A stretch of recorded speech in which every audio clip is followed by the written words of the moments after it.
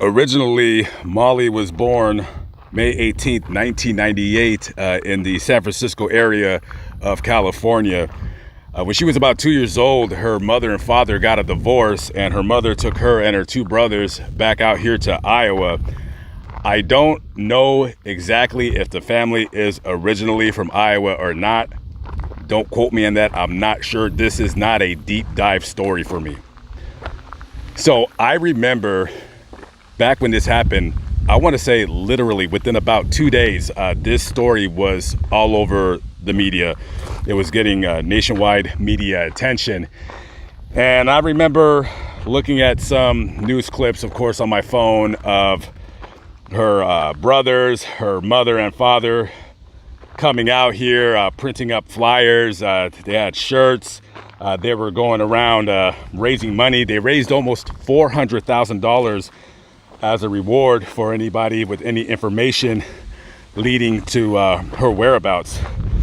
Now, when she hadn't reported to work the following day after she went missing, that is when the ball got rolling in alerting the local police about what took place. So it was a very curious story for me, because usually stories like this that get this kind of attention, they get solved pretty quickly, but this one didn't. And then eventually somebody came forward with some surveillance video showing Mollie jogging in the video, and showing somebody that was driving a black Chevy Malibu. Now, Brooklyn is a small town. I don't even think there's 2,000 people there. And it was quickly tracked down to a man who worked at Yerabee Farms, and his name was John Budd. But upon closer inspection, he was only working for Yerabee Farms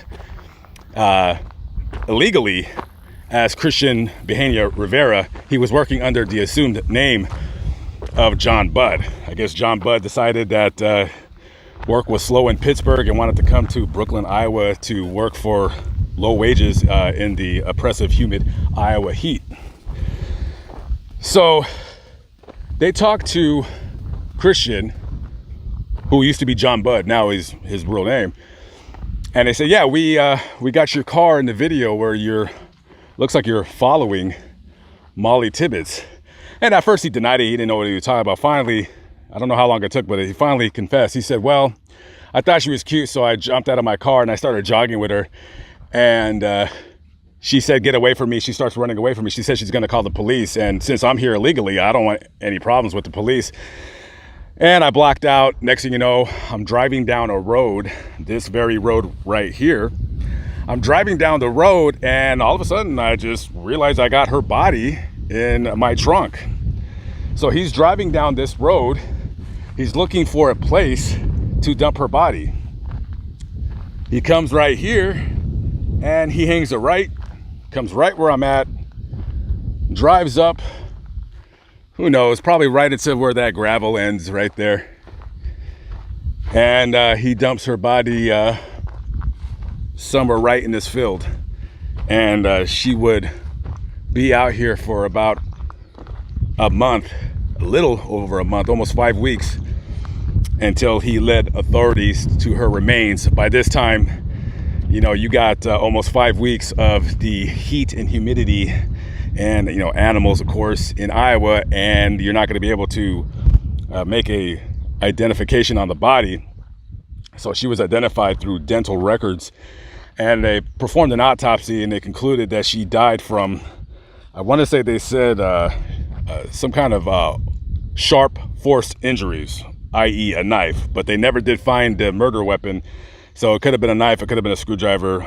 He supposedly blacked out, which of course I don't believe him.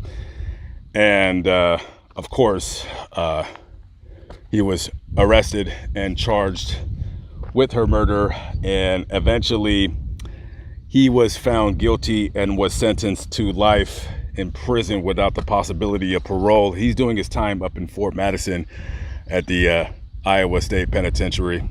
But this is the exact location of where Mollie Tibbets' body was found. Now, I'm gonna end the video on this. I'm I'm getting some weird looks from people that live in this area, and they don't like out-of-towners.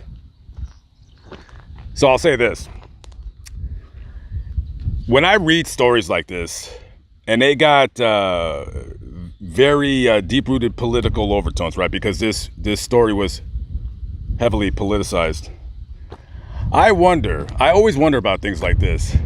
If Mollie would be able to talk, right? Because, you know, the parents, after her murder, said some, in my opinion, said some dumb things and did some dumb things.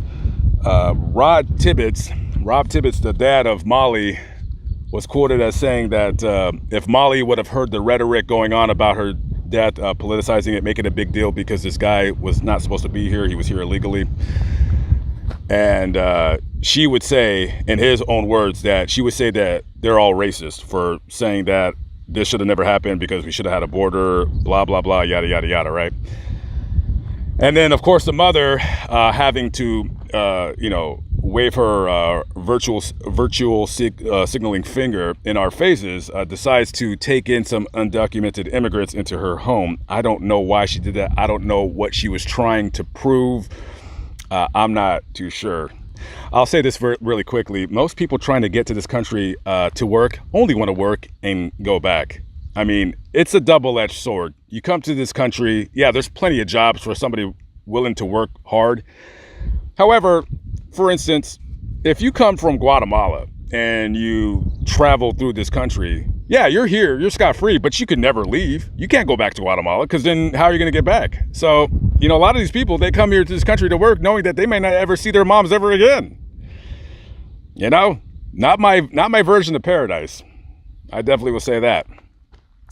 But I will say this to conclude things. I wonder if Mollie were able to come back to life, I wonder what her position would be on this whole issue that was made politicizing her death, talking about how, you know, we need to build a border. Our border is too porous. It's basically wide open in many, many places, allowing people like him to come in. Most of them good. Some of them not so good. It is what it is. I wonder if she would still think that those views that people were saying, you know, about her death, I wonder if she would say they're still racist, or she would have changed her mind. It's quite easy to say like, oh, you know, certain people are being racist for saying that, you know, this guy was illegal, he wasn't supposed to be here, yada, yada, yada.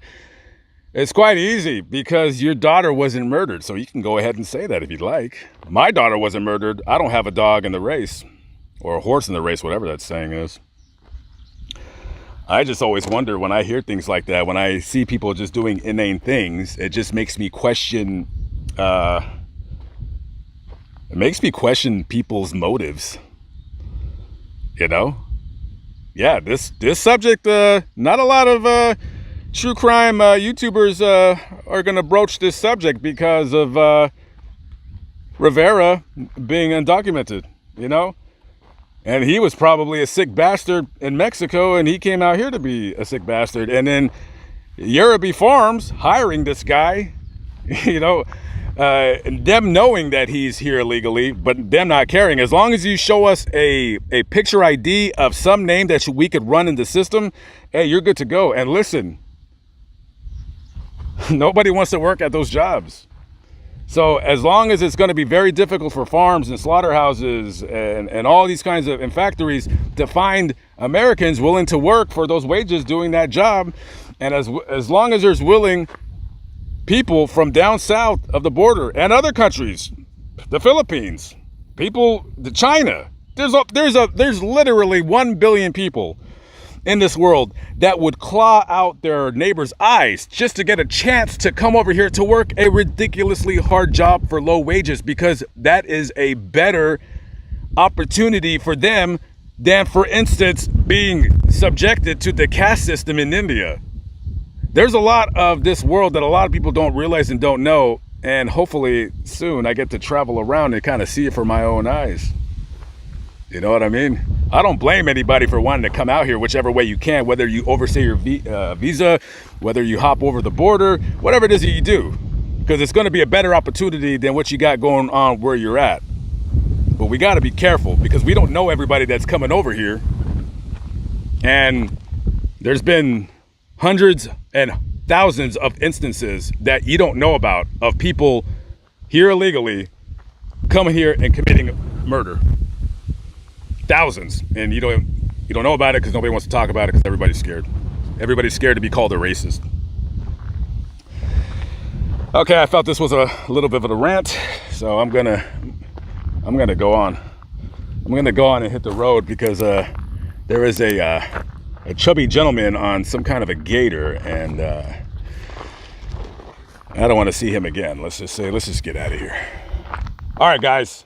I'll see you on the next vlog. If you ever want to come to Lancaster, Iowa, whatever this place is, Lancaster something, they don't like outsiders here, so be careful. It's a lot easier to make videos sitting in the luxury of your own home. It's another thing to come out here. Gotta go, guys. Peace out.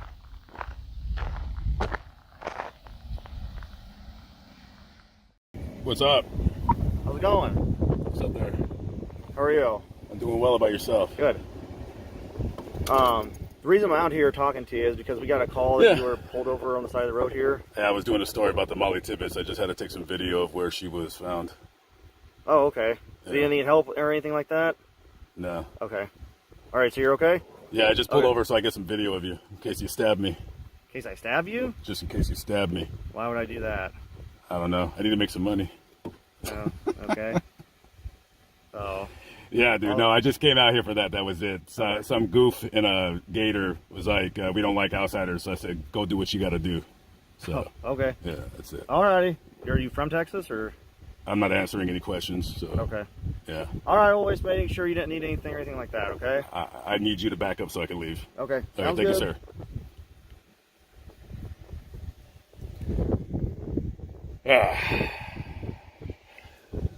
Yep. Another day in the life, kids.